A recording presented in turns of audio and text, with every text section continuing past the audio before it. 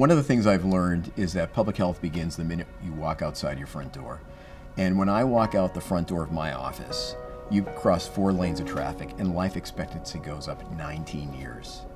West Baltimore's life expectancy is 19 years less than the life expectancy 4 blocks away.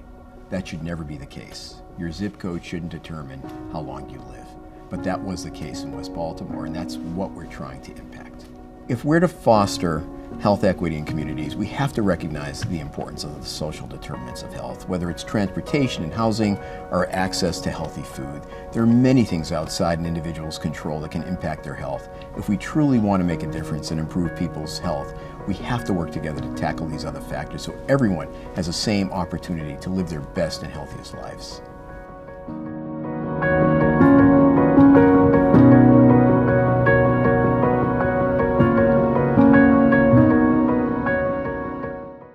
Health equity can only exist when everyone everywhere has the opportunity to enjoy a full and healthy life.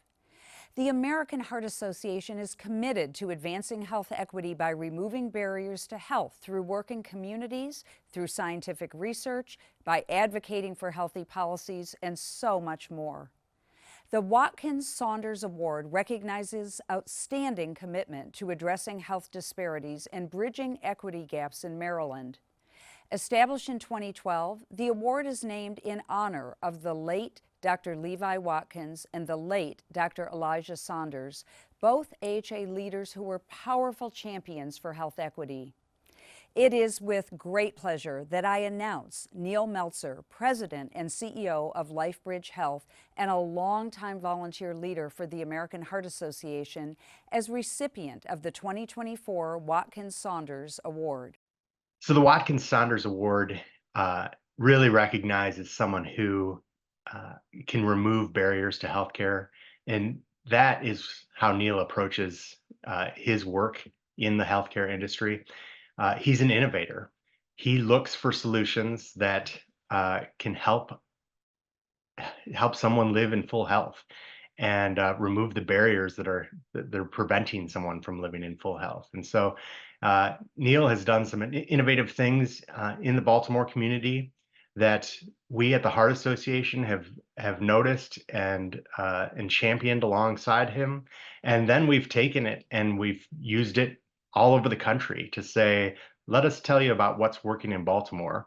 And that's because Neil is an innovator and Neil is there to help drive healthcare forward. Neil's got a huge heart, pun intended. He is the nicest person and the most caring person and the most genuine person that you could ever want to have by your side. And he exemplifies what the healthcare system truly needs. If everyone was like Neil, I truly believe that our healthcare system would be a lot better than it is today. Neil has made a significant and enduring impact on our organization. His visionary leadership as chairman of the board in 2010 and 2011 made us a more effective and efficient organization. This is Clyde Yancey, professor of medicine, chief of cardiology at Northwestern University Feinberg School of Medicine, and for this purpose, importantly, former president of the American Heart Association and former president at the same time that my good friend and dear AHA volunteer Neil Meltzer served as chairman of the board. We were the dyad, we were the leadership duo that governed the American Heart Association 2009 and 2010. That was 15 years ago. I'm so delighted to recognize that Neil is the recipient of the 2024 Watkins-Saunders Award because it's so in keeping with the man, the professional, the human that I got to know so well during those years of intimate collaboration, trying to understand how do we move the organization forward. We were right in the midst of the post-2008 economic downturn. We had to recalibrate the organization, look for efficiencies, and at the same time, we were right at the precipice of trying to introduce the Affordable Care Act, understanding how can we enable the provision of care to persons who never had health insurance before. We were on Capitol Hill together. We were advocating jointly, and it's under duress, it's under stress when you get to learn the most about a human being. And that's when I got to learn the most about Neil, a man of conviction, a man of passion, and a man who believed fervently that everyone has the right to access appropriate, high quality care to serve their needs for health and healthcare. I marveled at his conviction. I marveled at his passion. I was struck by the way he used the Maryland example to say, this can be done. Let's see if we can't replicate this at a national level. Neil, a champion of civility, a champion of humility, a champion of equity, a champion of preparedness, and a master at leadership. Again, couldn't say more about you. You're just incredible. I'm so pleased. In the 42 years that I have known him, Neil's passion for heart runs deep. He has his own mission for 30 plus years for family history to his own. Neil has been involved with heart at so many levels. As a CEO of LifeBridge Health, he is able to bring awareness to all communities locally and nationally. Neil has everyone's back because he cares about everybody. It doesn't matter who you are, where you live, where you come from. He wants everybody to have equal care. Neil is a champion of all people. That's what is so amazing about him. You know, he sits at the helm of one of the biggest health systems in Maryland, as we all know. But it's, again, back to who's coming in the door. How can we serve the population around our hospitals? How can we make it easier for them to come to the hospitals, come to see their doctors, have better health outcomes? Go to where your clients are. Go to where the patients are, and create an environment and a safe space for them to want to come and do basic things like just having your annual exam. So for Neil, this is just, I think, part and parcel of who he is. You know, this is all about making a difference in the community, making the community live longer, giving the community access to resources that they need to thrive. And it's just something that is part of his fiber, really. It's just who he is. And I think he looks at everything that he does with that in mind, with that lens in mind. Well, I guess I began my career in the medical field working in one of my father's drugstores, and I realized the role that the pharmacist played in the community's health. And my father was someone who insisted that they get their medication even if they couldn't afford it. So my family really instilled the value and importance of giving back.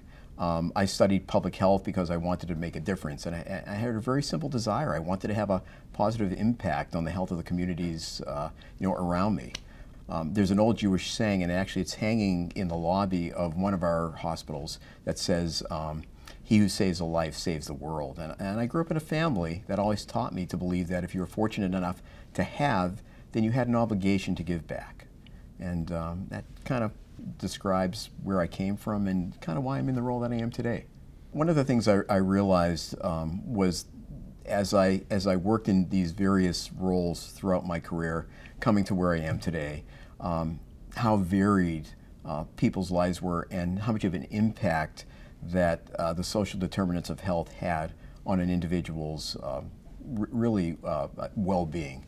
And I understood that I had somewhat of an obligation in my role leading a group of 14,000 individuals to try to put programs together that would keep people out of the hospital. And we have been putting together programs throughout the years, and I feel very strongly that it's important for us to make sure that what we're doing, what we can to keep people around us healthier. Throughout his career, Neil has utilized his compassion and his experience to change lives across Baltimore. Baltimore faces complex challenges, and Neil and his team at LifeBridge Health work tirelessly to make sustainable improvements in the city's health. Every single day, they look beyond the medical aspects of health to address social determinants and fill the unmet needs of neighborhoods. We serve a very urban inner city population, as well as a more suburban population and a rural population out in Carroll County. So, each one of those populations has different needs, and we have been able to create many programs around those priority community needs, and not just health needs, but social needs in our community. We recognize that a lot of people struggle with food insecurity. A lot of people struggle with transportation. There's other things like housing and utility. They're fearful in some of their neighborhoods. They don't want to go out. So, we have worked collaboratively with many folks throughout LifeBridge Health to create programs, to partner with others, such as the Center for Hope, to create our violence programming, the Heart Association to create many of our, heart health and stroke awareness programs. We've been working a lot with diabetes, many other conditions, but also those social determinants of health that really do impact people's ability to stay healthy and well in the community. There are a lot of healthcare systems out there, and with a very potentially very kind of cookie cutter approach. But I think there are things that certain people do that lets you know that they're thinking beyond just kind of the basics of delivering healthcare and the kind of bottom lines and that kind of thing. And that has to do with building programs that are specifically targeted to the communities that they're in and prioritizing that kind of approach. And so that it kind of goes through the entire organization from top to bottom. And, one of the issues that surrounds Sinai is issues with violence in the community and relationships between people in the community, and obtaining social services to be able to improve that situation. And Sinai in particular has really taken a hands-on approach with helping to develop networks of community providers who help to bring social services and healthcare and prevention, violence and conflict resolution to the community. And some of these are model programs, and and all of this was done through a lot of kind of heavy lifting that Neil championed, and I think these are going to be lasting benefits to the community. And as I said, others are now able to model these same types of programs. One of the things that's really cool about Mr. Meltzer is, his length of time with the institution and his institutional knowledge of, where LifeBridge sits in the Baltimore community, in Maryland, really, but in the Baltimore community. And, in particular, on that side of town, a lot of, West Side and Northwest Side influence. And so, he just lives and breathes that stuff every day. Both, the base operations at the hospital campuses, but also outreach into the communities where Neil has really been a leader in trying to, break the isolation of communities in terms of access to healthcare and getting people help that they have, needed closer to them for many, many years. Neil's commitment to making an impact at chipping away at health disparities became very clear to me years ago when he started talking about, the LifeBridge initiatives relative to the whole Bon Secours campus area and impacting those neighborhoods. And, he laid out some early plans for me on how he intended to really make a significant impact on the community there on the West Side.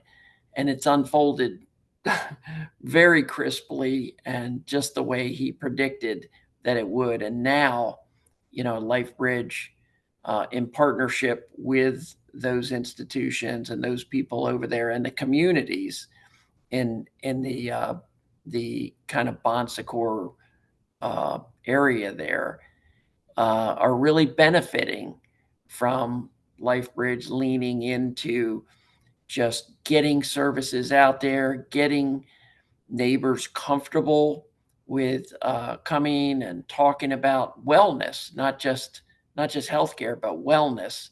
Several years ago, we learned that Bon Secours Health System wanted to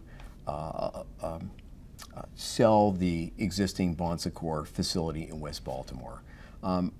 LifeBridge Health has always had a very strong presence in West Baltimore with Sinai Hospital, Northwest Hospital, and running probably 45 different community health programs in that community. So it was natural for us when we heard that they were looking to divest of Bon Secours Hospital that we take a look at it. And after a number of discussions with the Archdiocese, the members of the Bon Secours Health System, the Health Services Cost Review Commission, and others in the state, we recognized that it was really our calling, our obligation to take that organization and develop it into something that was that recognized its role in West Baltimore and recognized the diverse community it serves, and actually grow upon its history and create something that would provide even more services than that organization had historically provided. So we assumed responsibility for Bon Secours Hospital in West Baltimore.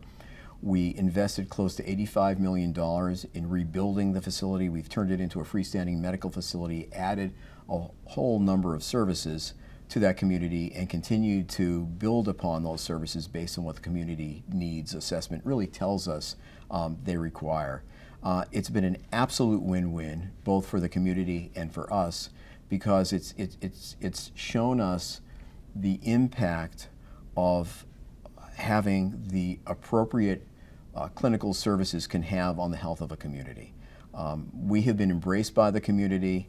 The hospital is thriving, and we're thrilled to be a partner with West Baltimore, and we've renamed it Grace Medical Center to recognize its historic connection to the Catholic community, but also to provide a different kind of reputation, because quite honestly, prior to our assumption of the Bon Secours Hospital, its reputation had faltered over the past number of years.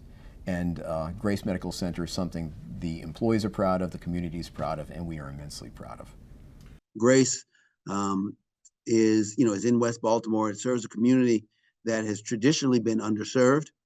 Certainly the history of Baltimore and how redlining has occurred in Baltimore has led to areas that lack resources, healthcare and others. And this hospital had been there for many years, and was going through some difficulty that could have led to its closure. And so certainly LifeBridge and was involved in trying to be a part of the solution. And ultimately, Grace became part of the LifeBridge system. And in doing so, helped to maintain relationship with that group of people who live there and really need good, caring healthcare, and set up a way to provide, significantly improved tertiary services for the community. I have known Neil Meltzer, as I said, for well over 20 years now. And I met Neil through the American Heart Association. We've both been longtime volunteers, but I've had the privileges of watching him, and I'm sure he watching me grow up through our professional careers. Neil is the president of LifeBridge Health, and running a healthcare system in America today is no easy task. He has to serve the constituencies, obviously, of the institution, LifeBridge Health, of the patients who we take care of at LifeBridge Health, of the staff of several thousand employees of us here at LifeBridge Health, and importantly of the community of Baltimore, which is a very, one of the most diverse communities in the United States, a very high percentage of African Americans. Neil's background comes from public health, and then he transitioned into this business role, and he's been a tremendous leader.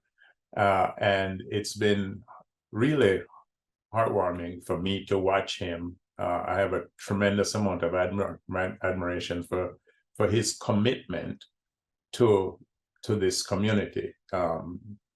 West Baltimore is a largely African American community, and Sinai has been positioned right there, serving this community for a very long time.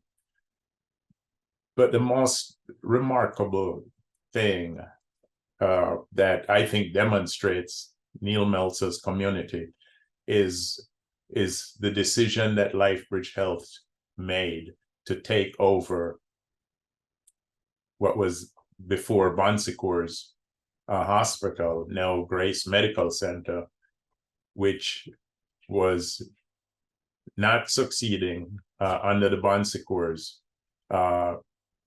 corporate environment at the time, and is now part of LifeBridge Health.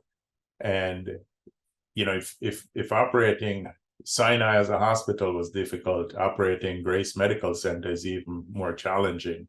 And it meant doubling down on this commitment to this incredibly urban West Baltimore community that is, not just a majority of African American constituents, but something like 80% African American, urban, underserved. And Neil, without flinching, made a decision to double down on the commitment of LifeBridge Health to this community. And it has been a true lifesaver for healthcare delivery in the community at a time when other institutions may have been pulling back, may have been in retreat from this. Neil's commitment has been absolute and unwavering. And I think this, more than anything else, for me, is a reason why he really fits into the tradition of Doctors Levi Watkins and Elijah Saunders and all the previous awardees of the Watkins-Saunders Award. If you take a look at the West Baltimore community, it suffers from almost every social determinant that you can imagine that impacts the health of that community. Education is poor. The ability to find jobs is poor. Transportation is poor. Lack of healthy food. It's a food desert. Public safety is awful. It's one of the worst areas from a public safety standpoint in the city of Baltimore, though it is improving through some of the programs that we've implemented out there. If you take a look at Baltimore City, there's probably no worse area or no area that demonstrates all the social determinants that impact health than West Baltimore. But we have really gone full force in that community to provide all sorts of support services to assure that the community begins to elevate itself and provide them the tools and resources necessary to become a healthier community. The West Baltimore Renaissance Foundation was formed about 5 years ago, linked to LifeBridge Health's acquisition of what is now Grace Medical Center. LifeBridge went out and made commitments to the West Baltimore community on several fronts. One was investing in and repositioning Grace Medical Center with millions of dollars and connectivity to clinical services, continuation of clinical services via Sinai and via services based at Grace to continue to serve the West Baltimore community with state-of-the-art health services. As part of that effort, LifeBridge Health also created the West Baltimore Renaissance Foundation. We are charged with two strategies. One is to invest in programs and activities and needs in the space of the social determinants of health in West Baltimore. We have a portfolio that covers 4 areas: youth mentoring, workforce development, food access, and population health. We are investing over $5 million each year through support of the Health Services Cost Review Commission to help close the gap in services and supports for the West Baltimore community. So far, we've helped more than 700 community residents access jobs. We've helped tee up over 8,000 youth programming opportunities. We've helped thousands of others access critical services like legal services, financial readiness services, homeownership readiness programs, mental health services, and others that can help position and help support the whole person. WBRF has also helped move forward millions of pounds of food delivered to the community, some to their very front door. So grant management is a big part of our work. We work with about 100 organizations that serve the West Baltimore community. And through Neil's leadership, we've built out intentional strategies to address racial health disparities and socioeconomic disparities, working directly with communities and working directly with organizations that are based in the community to ensure that there are relationships in place to make sure the work is successful and that there's credibility for the work to be successful. WBRF is also charged with moving forward a new community center, a new front door, if you will, for LifeBridge Health Services. The factory, is what it will be called when it opens later this year, will be home to a variety of nonprofit organizations and community-facing LifeBridge Health entities. We'll bring to the community enterprise and social enterprise development, workforce development programming in the healthcare and construction space, mental health services, digital literacy services, food access programming, and many others. The health disparities that Baltimore faces were not created overnight. We have a city that is defined by some significant racial health disparities from the city's long and ugly history around structural racism.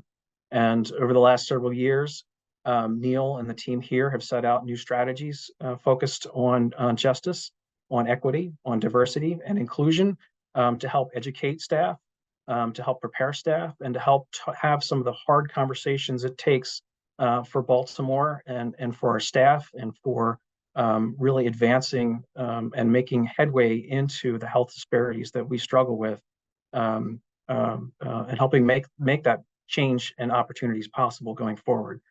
I've known Neil Meltzer since I was the health commissioner of Baltimore. Now that is almost 20 years ago. It was really exciting to have a CEO in the city with a master's of public health degree. And Neil and I had many conversations about the challenges facing communities in Baltimore. And he was very interested and committed to using the tremendous human and financial resources of Sinai Hospital and eventually LifeBridge Hospital to tackle some of the underlying causes of suffering for people in Baltimore. Neil has been a real pioneer in embracing the idea of violence reduction and in supporting community-based efforts to prevent shootings, and has been a model for hospitals, not just in the region, but across the country, for rethinking the role of hospitals, not just taking care of people after they're shot, but keeping them from getting shot in the first place. It's been said that the secret of caring for someone is caring about someone. And I think what you really pick up from Neil, that for him, care for the Baltimore community is really rooted in care about the Baltimore community. And I have appreciated that in many interactions with him and with the seriousness with which he takes his job and the role of Sinai and LifeBridge in the Baltimore area. Center for Hope is located on the expanded Sinai campus. We wouldn't be here if it wasn't for the vision of Neil Meltzer. Center for Hope is really the first of its kind program in the nation focusing on all violence, interpersonal violence, and intra-community violence, and how we as a health system can intercede, prevent it from happening in the first place, and help thousands of survivors of violence in homes and in communities each year recover and heal and grow.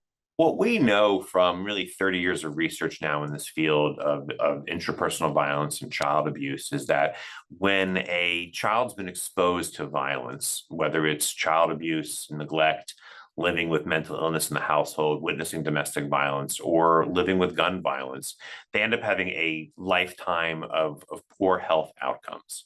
Their risk of diabetes, their risk of heart disease, their risk of cancer increases dramatically because the body operates in a continuous fight or flight manner there.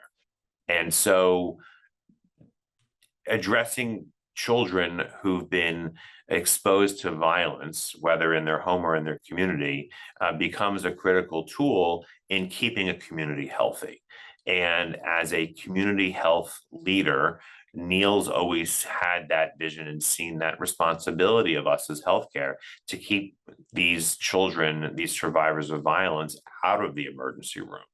What's incredible to see that our work's been able to do over the last couple of years since we've really taken off Center for Hope is thus far we've reduced gunshot wound and stabbing admissions to the Sinai emergency room by an incredible 33%. And so we're not alone in this effort, but because of our combined work in the Park Heights area with violence intervention, with mediation, with case management, with therapy, and with a tight partnership with our Sinai hospital here, fewer people are getting hurt. And that's something that was always Neil's objective and my objective, to be able to help people and communities grow up healthy and strong.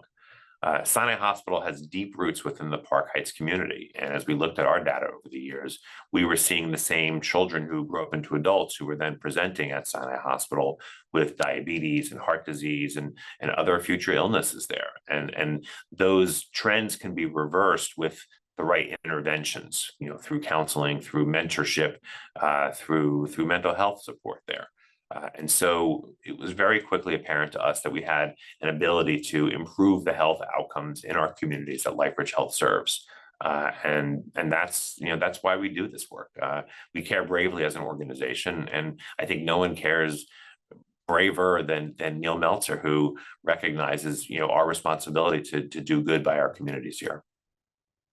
When we think about health equity, what we're talking about is where everyone can attain their fullest health potential, no matter who they are. So in recent years, there has been more of a focus, as there should be, in addressing those health inequities so that we can bring our communities, our patients into a space where they are reaching their fullest health potential, no matter who they are. No one expects any one hospital or hospital system to solve everything.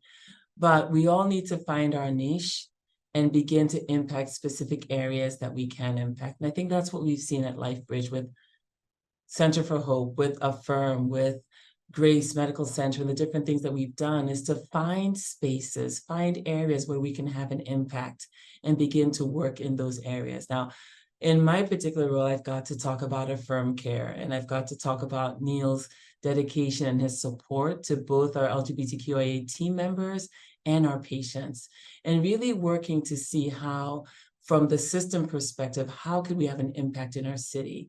How can we affect the care of our LGBTQIA plus patients and our team members, who are often also our patients? And so the concept of building a clinic, starting Affirm Care, being able to do something that's specific and meaningful for the community, that's the kind of thing that Neil really has supported, not just verbally, even with our employee resource group, with our, what was then the Diversity Council. He's always been such a strong proponent and a strong supporter for the work we're doing in the LGBTQIA community. And so to see it extend to the patients and extend to Affirm Care, that's really showing who we are as a hospital system for both our team members and for the community that we're serving.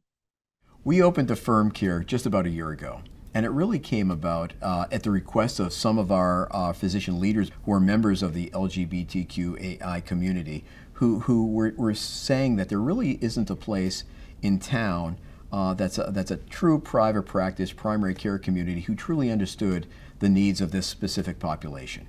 And we've long been involved with this community. We're a very welcoming organization. We have a number of our team members who are part of that community. And we felt it was important, just as it's important to treat all diverse communities, to have something specific for this community as well. It was opened with LGBTQAI providers both physicians and physician extenders who really truly understand the specific needs of the community, and it's been burgeoning ever since. So we're really happy with that. We have been involved in the Pride Parade for many years. I was honored to lead it last year. We're involved in a number of legal organizations who sort of help that community as well. And it's something, again, which sort of just rounds out our focus on serving diverse communities.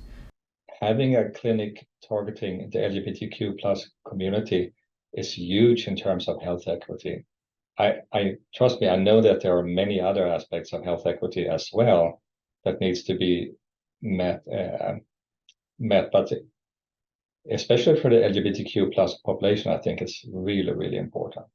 Due to stigma, various types of stigma, very often people who belongs to different minority groups avoid seeking appropriate primary care and health care. And it's really important for them, as well as everybody else, to be up to date with those services. So I'm very grateful for being part of that.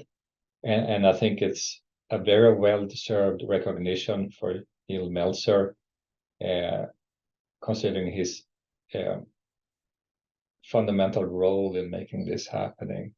He has always been a great advocate for various underserved populations within LifeBridge, and especially for the LGBTQ plus population over time. He made sure that we got the resources needed when we wanted to initiate a primary care clinic for the LGBTQ plus population, and he was instrumental in making it happening. The Affirmed Care Clinic in Towson has been very well received in the target population. Nobody's perfect, but we have had overall very positive feedback. And we have also been able to plug in a number of patients who did not have active primary care before, because they, for various reasons, had chosen not to do it until we present it as an option. So for every new patient who's kind of finding their way to our office who may not have had healthcare actively before, it's really a win-win for everybody. One of the things I've learned from the American Heart Association is really how the social determinants impact people from all across the country, all across the world, frankly. And the fact that there really isn't a magic bullet, there's not a one size that fits all. We still have a lot of work to do. But at the same time, I'm learning that we need to develop unique programs for certain populations across this country and get them to adopt those changes in order to impact people's lifestyle. And it's not always easy, because I can tell you to eat healthy, but if you don't have access to healthy food, I can tell you to exercise, but it's not safe to walk outside your house. We have got to begin to address issues well beyond the clinical, and I think the American Heart Association is doing a tremendous job trying to work both from a legislative standpoint as well as a clinical standpoint to assure that individuals all across the country have the ability to adopt some of these changes which will impact their cardiovascular health. And I'm very proud of that. I've learned a lot. I've learned how different communities suffer differently based on their socio-demographic makeup. And I'm applying some of those lessons to our own health system, because so much of what I've learned through the AHA, I see microcosms of the same thing in the communities that circle this office. Neil, Dr. Levi Watkins and Dr. Elijah Saunders were pioneers in health equity, and I believe that they would be proud as we present this award to you. Throughout your career, you have demonstrated that you are bold, you are brave, and you are relentless in pursuing equitable health for all. We, on behalf of Dr. Saunders and Dr. Watkins and all who represent healthcare in Baltimore, we are pleased to present to you the Watkins-Saunders Award for 2024. Wow, thank you so much. I am honored and flattered, and really on behalf of my entire team who I work with relentlessly, they work with on a day-to-day, 24/7 basis. It's really the work that they put in that allows me to accept this award on their behalf.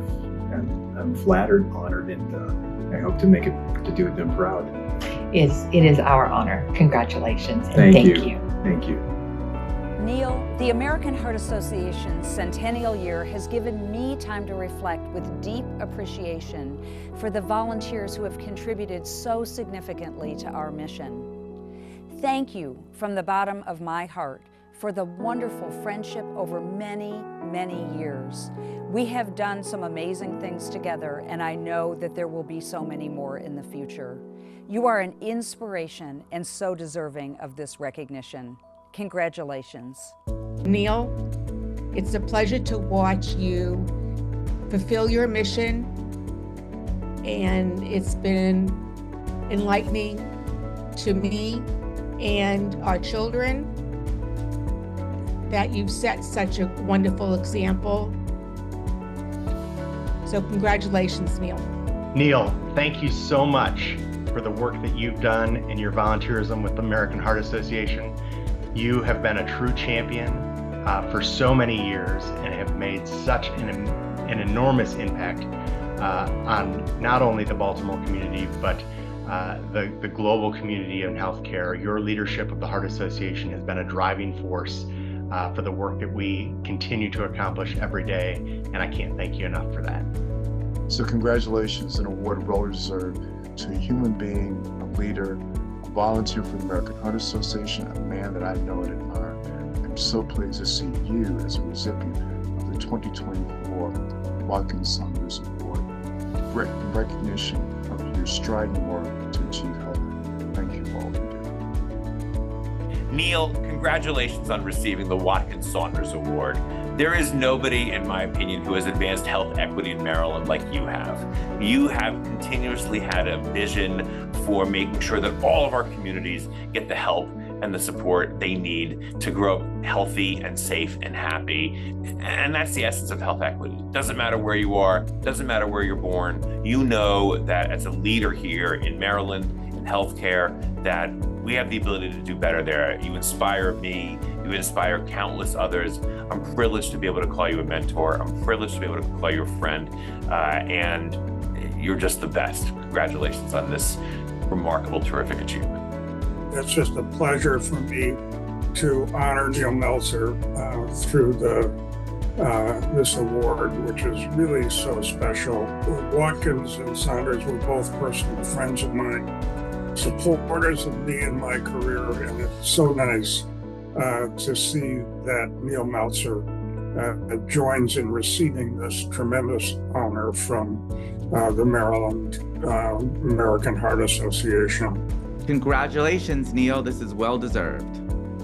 So Neil, I just want to say congratulations. This is a well-deserved award for you. I'm very proud of the work that we do at LifeBridge Health, and I'm very proud of you for your support of this work throughout LifeBridge Health. Neil, I want to say congratulations. I am so proud to be a part of bestowing this award. You certainly have been a great support and a great leader for all of us. We all thank you, and you are so deserving of this award. Congratulations. So Neil, I'd like to offer my personal congratulations, sincere congratulations on your receiving the Watkins-Saunders Award from American Heart. I know you've been deeply involved with American Heart for many years, and you've been so helpful to the organization. So I think this is just fitting for you to receive this award, and I'm just really proud to call you friend and to sit back and watch you enjoy this well-deserved honor. Congrats. Neil, I offer you my most heartfelt congratulations. I think you know how I feel, how I must feel at this time. It's just an absolute beautiful thing for me to see you receiving this award, which you so richly deserve. Congratulations, my friend. Neil, I'm very excited that the Watkins-Saunders Award is being given to you this year. I can't think of anyone else more deserving of it. Your impact around community work and community health through my time with you has been phenomenal. And congratulations.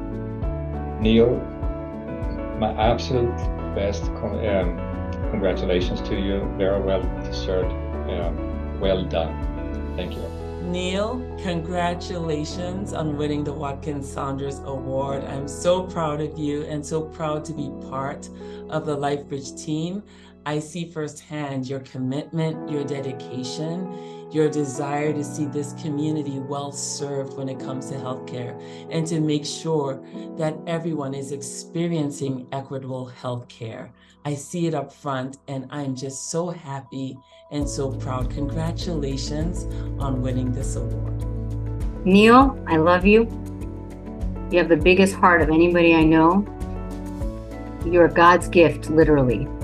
And we are all so grateful to be in your orbit and to be touched by the divine human being that you are. And thank you for sharing your love and your passion and your compassion and your humanity and your integrity with the world. And you're just the greatest person I know. And it's a blessing. I am blessed to have you in my life. We all are. And thank you for giving a damn about people and about our communities and doing whatever it takes to make sure that everybody has the best life they can. Dr. Watkins and Dr. Saunders lived by example. They challenged us to do better and to be better. It's very humbling to receive an award that honors two such outstanding individuals who are true pioneers in the field of cardiology and are in the vanguard of physicians fighting health disparities. I hope Dr. Watkins and Dr. Saunders would be proud that we remembered and honored their legacy by striving to build on the foundation they created. We can't forget the challenges they faced and overcame, but we also can't become complacent. There's so much more work to do, and I think they'd encourage us and challenge us to do all we can do to advance health equity. The previous recipients of the Watkins-Saunders Award are true champions for health equity. They've led by example and advocated for others. I'm honored to be considered among their company.